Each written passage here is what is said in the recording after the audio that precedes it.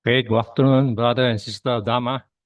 Just to recap last lesson, we talked about this, the Tisam Bodhi Pakaya Dhamma. Okay, and just revise through, recap everything. Remember the formula, 4, telephone number, 445578. So basically, you must, by hook by crook, you must remember all these formula, what are the things inside each of the column.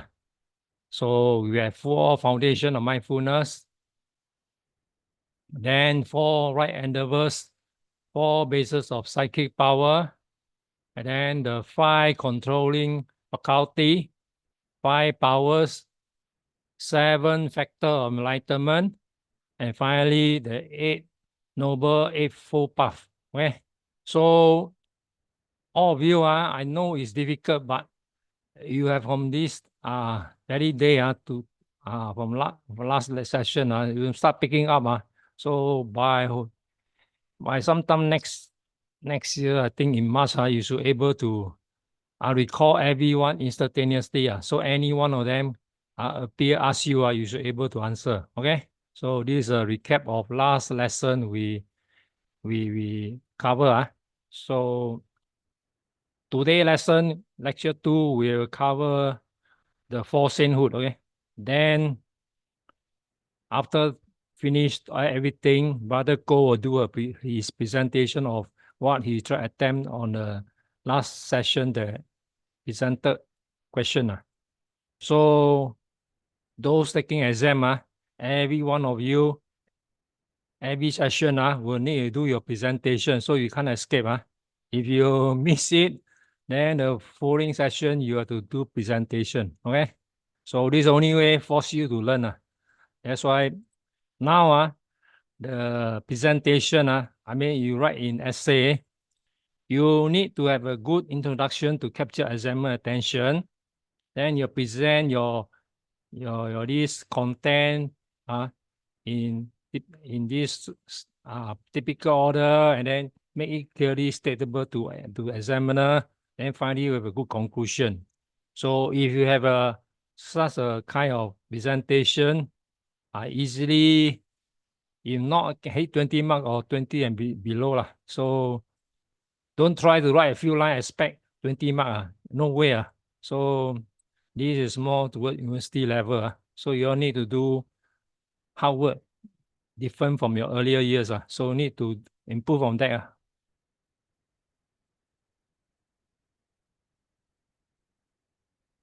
You can see lecture 2.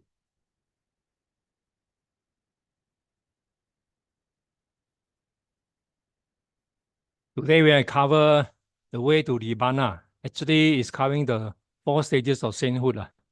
So you all have earlier completed, but now more detail on it. So it's said in 4 stages with each step, as according to YMBA text. Mine may be slightly different from your YMBA text, but after you complete this lecture 2, please go back and look thoroughly to your YMBA text. Something I may not put in here, then you better read up in the YMBA text. Okay. Typically, most of the general things are covered in this topic.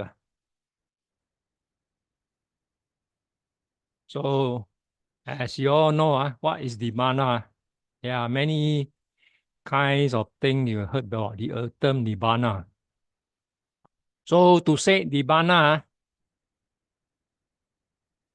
is quite difficult or quite hard for our layman using our these 5 senses to conceive or to define exactly what is it.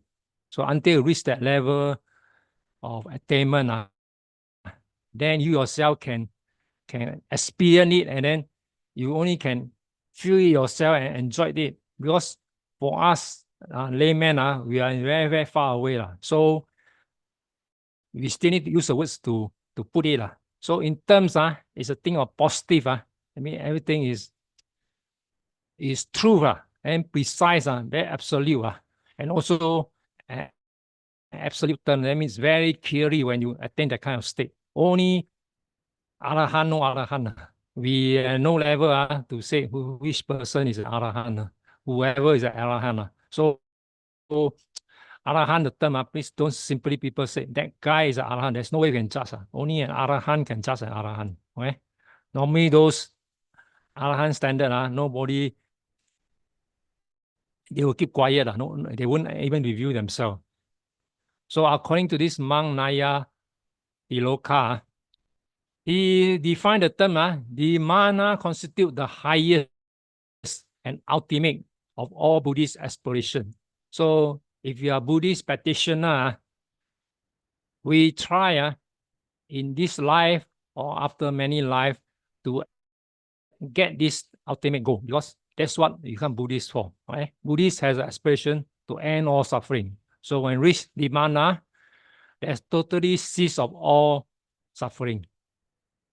So it says it's an absolute extinction. I mean, completely wiped out of that life affirming that will manifest as greed. Because as a layman, we can say that body can be said as a curse.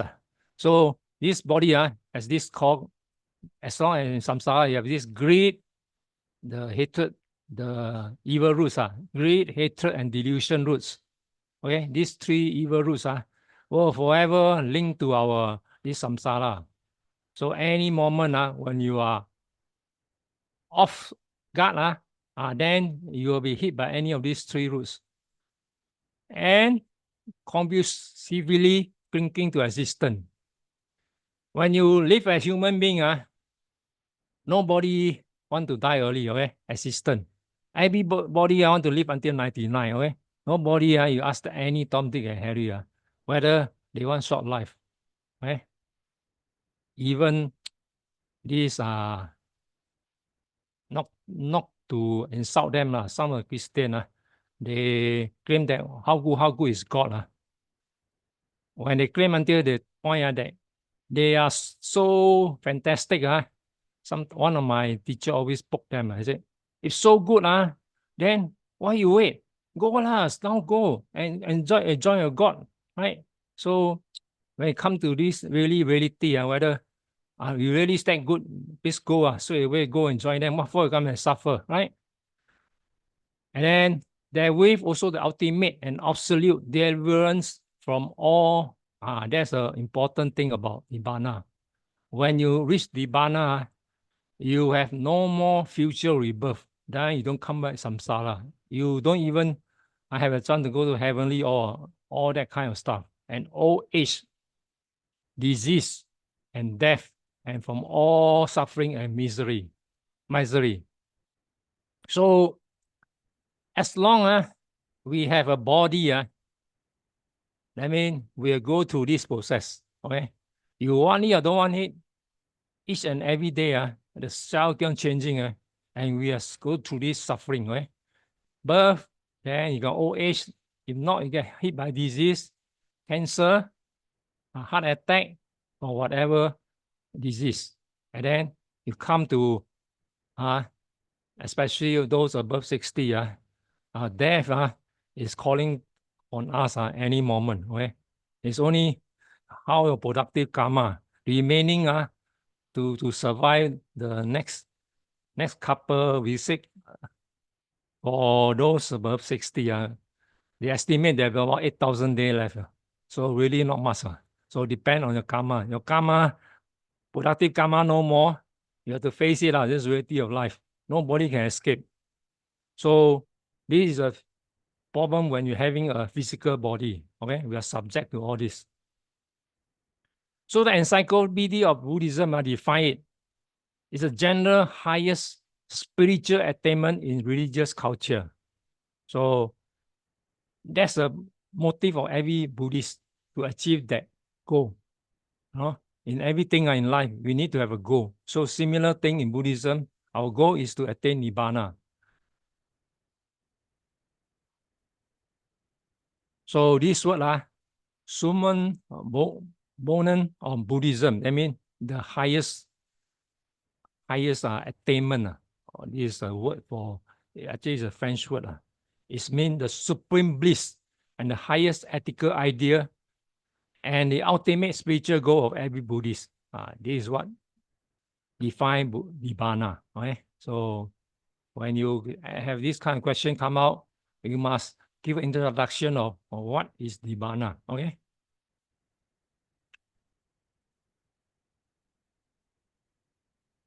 Then another Sri Lanka, this is a good writer. This is a monk also. Is this Wapola Rahula? He said it's a cessation of continuity of becoming is Nibbāna. That means the end of rebirth. I mean, when you end rebirth, no such thing as coming whatever form of rebirth. That's you attain Nibbāna. And in Pali Canon, Buddha quote this verse. Oh, bhikkhus, there's an unborn, I mean Nibbāna, ungrown, the unconditioned. Were there and not to be not to be unborn, ungrown, and unconditioned. That means not to come back in samsara. And there will be no escape for the born. So whenever you are born, there's no way, no shortcut way of escaping. You will go through the process again. The born, the grow, and condition. And since there is the unborn, ungrown, and unconditioned, so this is escape route for the born, grown, and conditioned. So Buddha is talking about, if you go to Nibbāna, there will be unborn, ungrown, and unconditioned.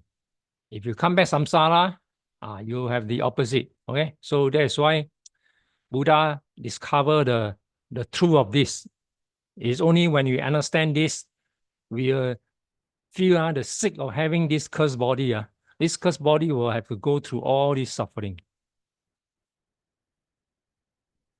The Dhamma Cakkavatthana Sutta pointed out that the middle path, or what I call Majjhima Patipada, the middle way, which avoids the rather transcend in our the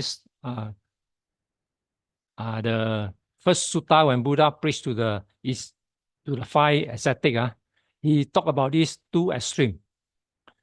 Self-mortification, Buddha did practice that before his enlightenment. He went to the extreme that he taking one grain of rice that he able to poke his hand, his finger, they can touch the back of his body. The self-mortification which will weaken, and then in a way weaken your intelligence. And the other one is the extreme one. When you enjoy full self-indulgence, I mean enjoy all the pleasure, which most typical all human like it. They like to enjoy pleasure. They don't want plain pain. So whatever is pleasure, enjoy the maximum, which retards the moral progress. So when you have this kind of enjoyment, you will not conduct yourself properly. I mean, your conduct will be digressing. This is self-indulgence expressed by this Samana teacher, Ajita. He said, this life I must enjoy as much as possible. Pain and suffering, that is part and parcel of life. So when come the end of life, that's it, annihilation, no more continuation of birth. This is expressed by this Ajita Kesabandi. Next one. This is another thing we'll cover in the 5th year. Mahasatipatthana Sutta. This is a unique way, monks, for the purification beings, for the destruction of suffering, for the attainment of wisdom. I mean, if you know this, you will end the suffering, and then you achieve that wisdom, and then finally you realize Nibbāna. Namely, they call it the 4 foundation of mindfulness. This sutta is good for meditation, especially those practicing vipassana. Okay? Vipassana, you need to learn this. I think you all have a chance to learn this. I'm not so sure. I think it's 5th year. So this one will be very good for you, because for those practicing meditator, they always ask for this Satipatthana Sutta. Okay? like some of our sutta we studying in the university, they never really go through. We only cover the surface matter only. We don't really dig to every detail of the sutta. Okay, so you're very fortunate. That's why I said if you all complete your YMBA, go for degree level, you have a higher kind of attainment. That you have this kind of knowledge. That when you at, do any Buddhist study, you are ahead of everybody. Okay, that's why YMBA is a qualification for you to go for higher study.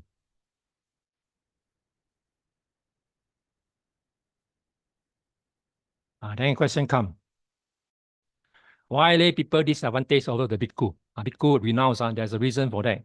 For bhikkhu, they actually, it's called a shortcut way. I mean, you are total, your total time is dedicated to practice and then to achieve, hopefully, Nibbāna or at least one of sainthood in this current life.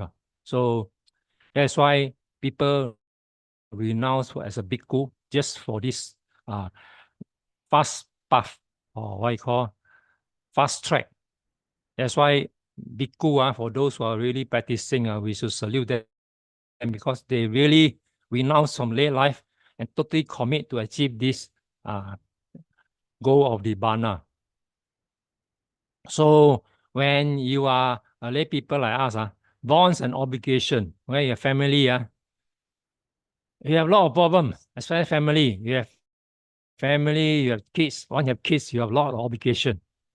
And then your husband and wife, they have bond. So you need to support the family, and both of you to find food and all the money to support the whole household until the children completed their education and independent. So this is a obligation of household life. Which all of us, those are family will have no all this problem. So this one we can't escape. If you lay life, you can have practice as much as you can, but you cannot have the advantage over the bhikkhus. So these are the necessary impedance. Impedance means the thing that prevent us from pursuing higher to the pursuit of moral development or to its fullness. So when you renounce like a monk, so the monk, you should highly respect if he really practice, because he's a kind of character for us to look upon it, and then follow him, and then respect him for his endurance to achieve this. I mean, those who are really practicing for this kind of monkhood.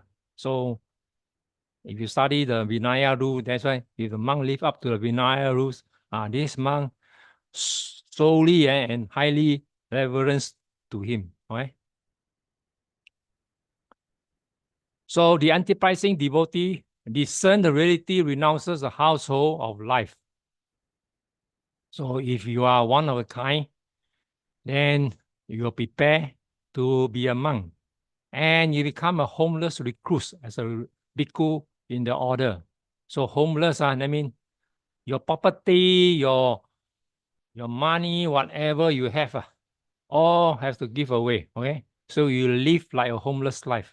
So you join the Sangha order. So this is, if you really make up your mind and really want to be a monk, and then you prepare to give up. And please don't come back again. Many of them after then become a monk for a number of years, regret, and then come back, become a layman again. So if you really make up your mind, please don't come back. Go for it and then forever. Or Sangha and set up the Buddha, which provide him the free environment to engage in the moral development in all earnestness.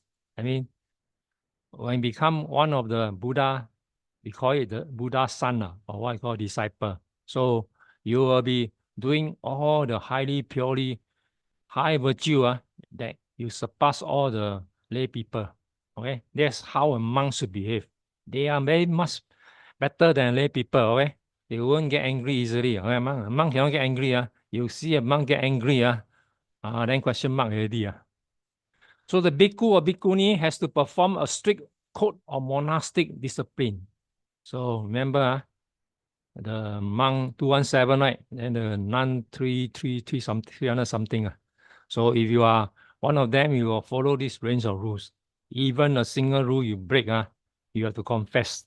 You break the cedars, the patimokkha, and you are stripped of monkhood. So basically, to be a bhikkhuni or bhikkhu, you have a strong will to follow the discipline order and achieve to hopefully in this life, if not the next life, then you'll be a better monk in the next future life. Okay, now we talk about the four principles of higher moral purity. Okay, this one we cover in year 2 or 3. The Patimokkha Savara Sila. That means these are the monks' rules. Very serious one. This Patimokkha is for the monks and nuns. Morality generated by observing the rules of monastic discipline. So Patimokkha is the most serious one. If you commit any one of them, you are stripped of monkhood. Okay. Only for Theravada, this Mahayana not so strict. Next one, you as a monk, you need to practice this Indriya Samvara Sila, morality concerning restraining of senses. Senses means talking about 5 senses.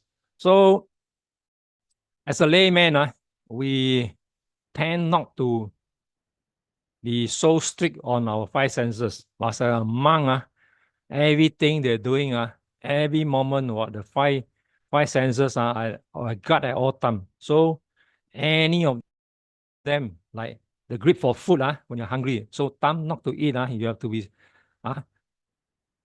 take it as a practice, not to eat at wrong timing. So, monk, by 12 noon, after 12 noon, no more food. Okay, so food only can be eaten at 12 noon, before 12 noon. Okay. Next one, Achiva Parisuddha Sila. Morality relating to the purity of livelihood. Okay, this also apply to monk. Sad to say, especially go Bangkok, Bangkok side, you see the monk, you cover the Brahmajala Sutta. You go and list out, you see them very shameful.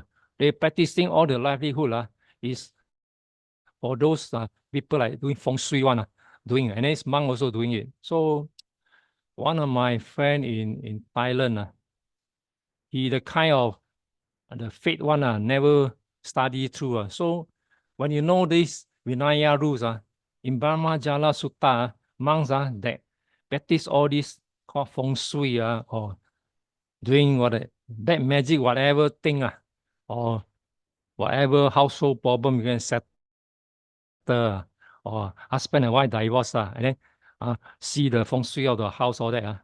These are not a duty of the monk. Okay, so any of these practice, it's more towards, what is that? It belongs to the Brahmanism or Hinduism. Today, the modern Hindu. They practice that for their priests. The priests do that, in the India. All these things we call feng shui, good for you, good for that. So this thing, because in Thailand, there's a mixture of Hinduism and Buddhism together. So it's more of a rojak. So monk that of wrong kind of attitude, they follow this and do it as a livelihood. Pachaya Sinista Sila. Next one is also talking about monks. Morality relating the use of fourfold necessity of monastic life. Okay, what are necessity of a Buddhist monk? First thing is lodging. Next one, food, shelter, and then the clothing and medicine. Okay, so you need all these 4 necessity for you to survive. Okay, so a monk only need 4 things to practice and survive. Okay, so other things are called luxury. Right, so I don't know a modern monk, but if you are, I ever come across a Burmese monk. they are very, very typical about Vinaya rules. So even ang pao you give to them, no way they accept. He ask you to put it at the donation box. Okay, and then they are very strict in the following the rules of the Vinaya. Then the things like you offer drink even after 12 noon they will never touch it. Okay, they ask you to put in the kitchen. So all these the monk practices which we lay people have to respect them because they are following the rules to make themselves pure. You don't go and make them greedy or try to make them taints on them. So it's very bad, okay? So they are trying practicing the good thing.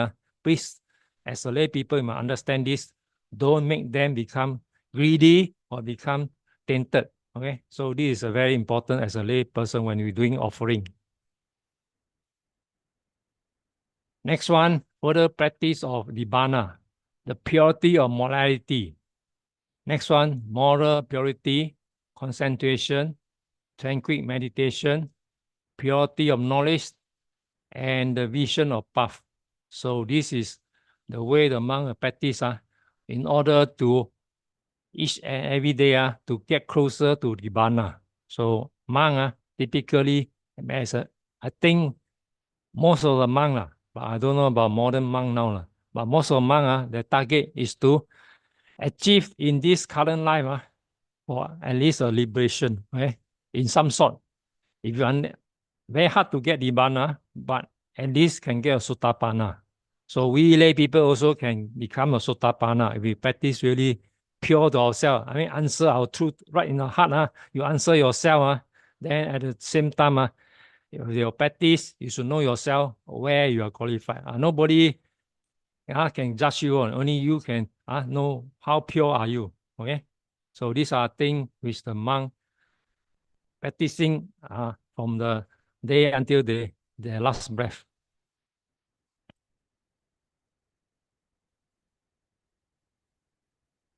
So there are three avenues of realizing Nibbāna, or what I call enlightenment. So under enlightenment, they are mixed sort of three kind of enlightenment. This is a fully enlightened one, Samma Sambuddha. Okay?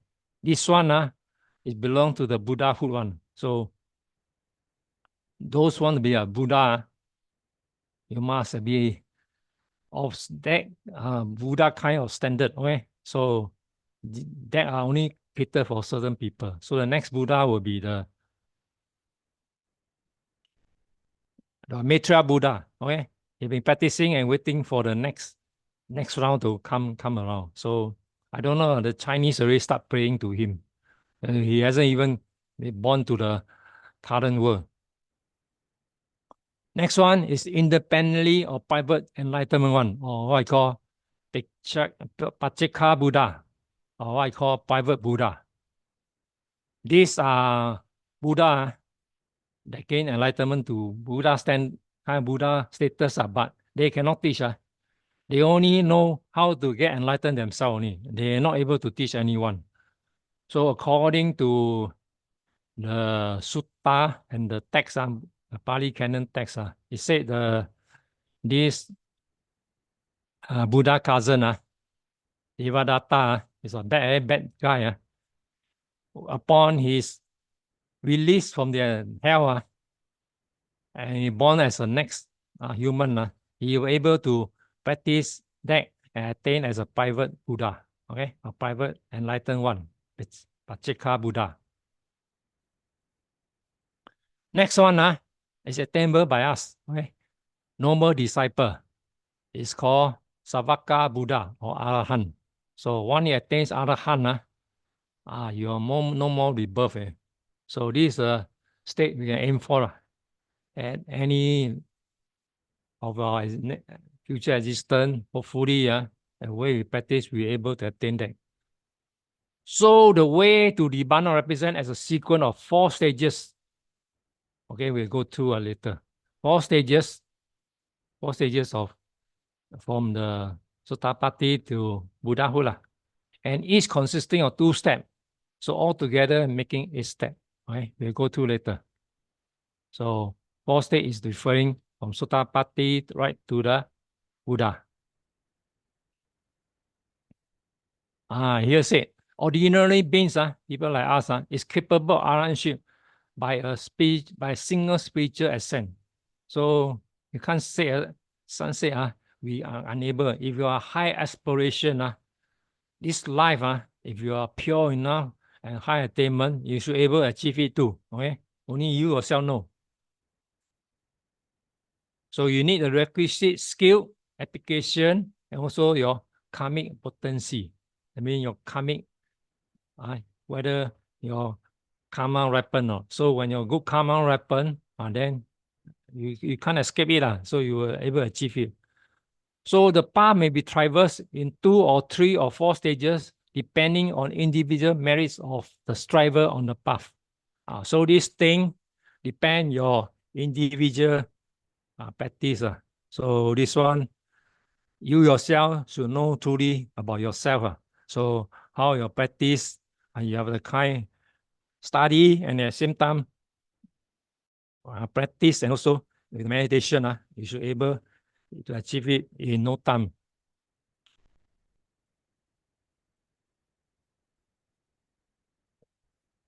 So what we study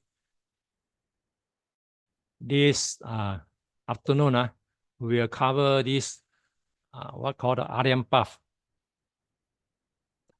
So we call 2 steps of 8 steps. Okay, that's how we mean. So the 4 stages, stream winning, Sotapatti. So when reach here, you achieve the path of stream winning and the fruit of stream winning. So upon hitting here, that means you are guaranteed 7 life only, or maybe also you are lucky 6. Okay? So you achieve the winning and also the fruit, the path and the fruit. Remember the Abhidhamma, we studied that too. Same thing apply here. And then once returning, the Sakadami, the path of one's return. For this, this is a very high practices. They will come back as one more human life. So you will achieve this path of one's return and also the fruit of one's return. So this is called the 2 step. Then the 3rd level one is the non-returner, Adagami. This one, he practice in such an extent that they no more coming back as a human. They're born in pure box. So you born in pure box, you'll be down there, you practice until come to a day where you need to give out everything. Then you are from there, you achieve the path of non-return and the fruit of non-return. And after that, you will go to the Nibbāna. So this is the pretty high standard, 3rd one. Then finally, the 4th one is sainthood, Arahat. So we have a capability, but this one need hard practice. Okay, for those people who are very kind of pure conduct, pure practice, and truthful to yourself, then you have target to achieve this, the path of sainthood, and achieve the fruit of sainthood. So whatever state of these 4 you achieve, you get the result of it, the fruit of it. So for us, we are not a kind of high standard one. We aim for stream winner, Sotapatti. Okay, that will be good enough. Okay, everyone aim for it as a Buddhist. After 7 life, make sure this life you achieve it. Then the next 6 life, smoothly you can achieve it. Okay, I can be true. No, that is up to your practice. Okay, so everybody aim for that.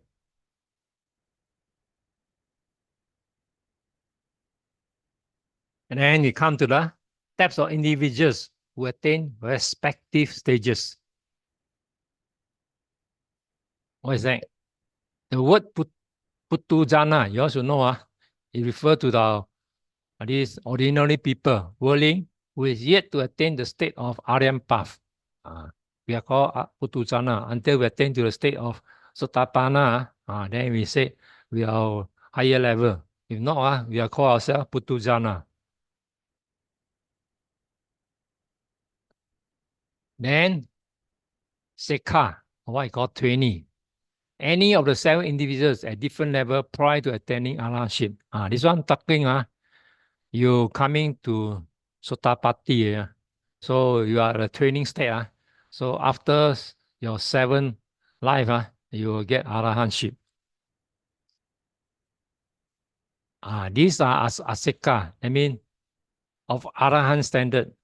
These are the people, the individual who needs no training. Is arahant. So this is very hard for us to achieve. Mostly cater for monks who are on a fast path. So they have high chance of achieving it.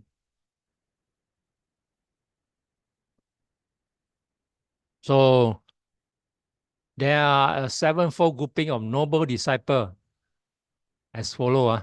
So if you follow the way, we have these 7 kind of people.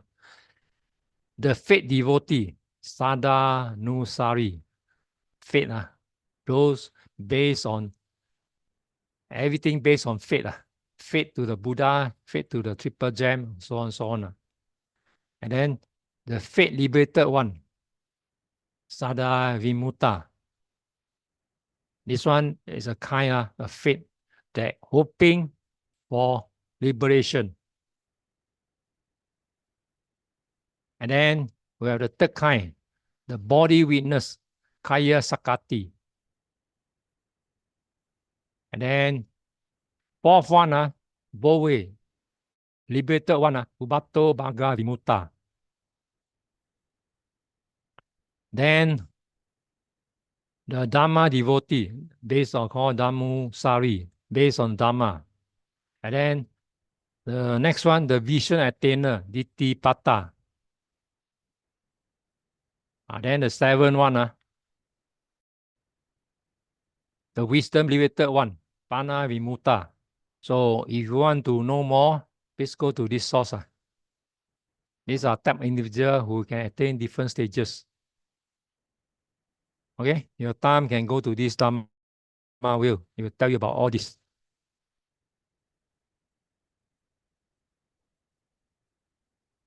So next one, we talk about defilement, Ilesa, toying the ethical purification and progress. So below are all the things which hinder us. What are they?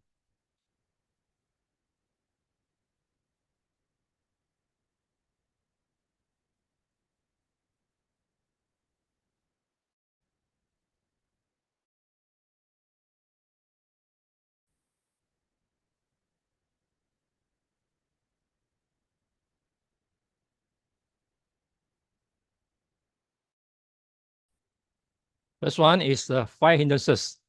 I call, it's not called Nibbāna, Nibbāna. Can you remember what are the 5? Sensual desire, Kama Chanda. Next one, ill will, Vyapada. Then sloth and torpor, Tina Mida. And then restlessness and worry, Udacha Kukucha. Okay? And then the skeptical doubt, Vichikicha. Okay? So these 5 hindrances we studied earlier in the Abhidhamma also. We know these are things that will pull us down. So 5 hindrances referring to this. So everybody get it? This one will come and haunt us many times. So for you people, it means it's not one you cover, you can forget it. This thing, you need to come back many times.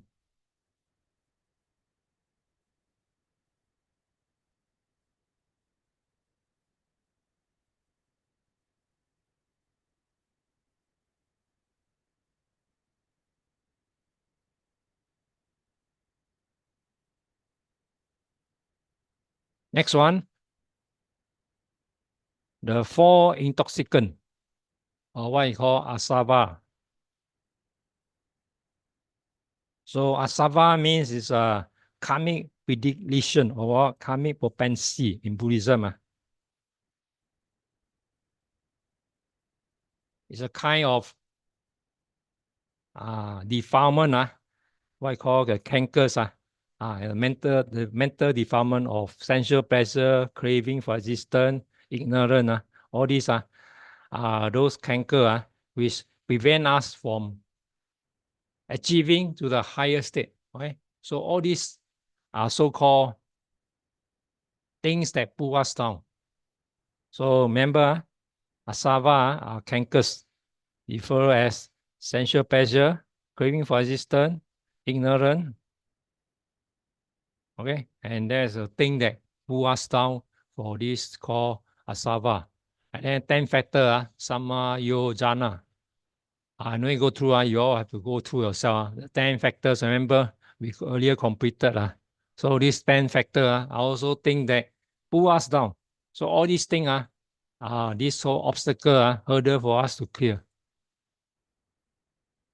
So what are the 10 factors? Sagiti Sutta. So here are the 10 of them. Come back here. Remember back again. Concession by ego entity. Sakaya Ditti.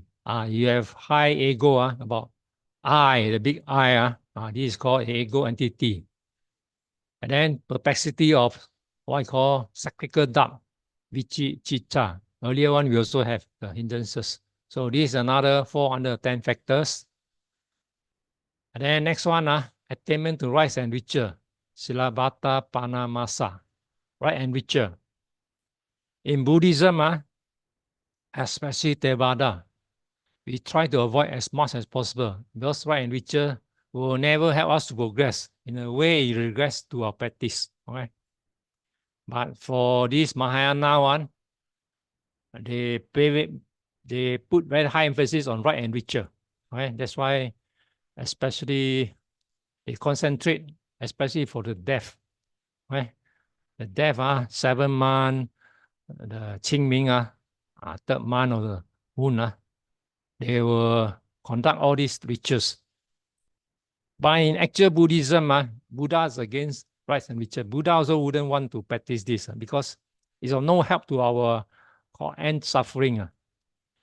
Why this, Mahayana? Because they have a tradition of the Taoists, no old tradition of remembering the death, the ancestor. So as a result, they bring this into Buddhism, and they become a ritual, yearly affair. And then the assignment of sensual pleasure, kamacha chanda. These are 5 senses. You like to eat good food, all that kind. These are called sensual pleasure. Aversion or ill will, ariya-puggala. You hope your classmate do worse than you. This is a very bad form. I mean, you are kind that love everybody fall behind you. Okay? If you are Buddhist like this kind, better don't shameful call yourself Buddhist. You like people fall behind you. We should encourage everyone of equal, all go up together. Okay? Don't have such thought. People behind you. It's good. This is I can find in Singapore. It's very common because everyone aim for top position. So they always look down on the lower class one. You are no good. So these people are mentally sick.